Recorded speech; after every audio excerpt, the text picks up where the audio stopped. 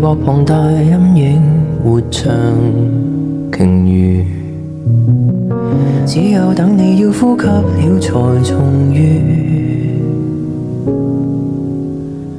肯與不再肯也未出於自願。胡言後聽你亂語，為何只懂得看書？為何不邂逅奇遇？突然又容納殘舊陰影暫住，尋常像天要下雨，想與不要想不牽涉贏與輸。我是我間中跟你一些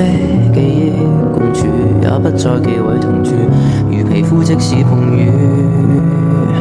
從無發現亦痊癒，能暫時懷念某種老朋友，不過未能共享一葉舟，彼此到處新洪流，如何掙扎沉浮，連回想起當初手牽手也顫抖，就弄明白眼前這對不是該雙手，如輪迴臉龐留在當下也逐漸消瘦，如葉有枯榮輪流，命像悼念長壽。誰又能迴避某種過期朋友，一片葉無奈剛飄落背後，世上沒人能阻擋細水愛長流，若回憶偶爾活現就前來挑逗，在復原後走得很遠，為何要回頭忍受？但可否當做成如無害有情的詛咒，沒有影響，此際笑一笑，天亮就過秋。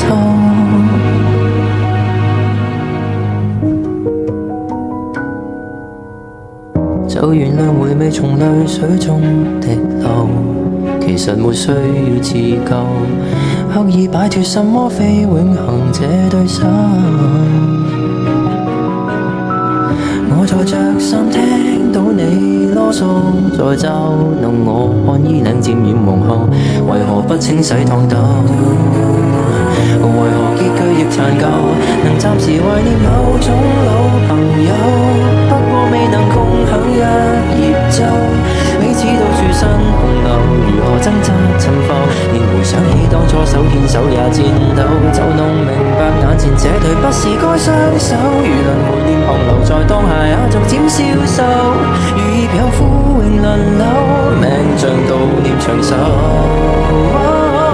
誰又能迴避某種過期朋友，一片葉無奈剛飄落背後，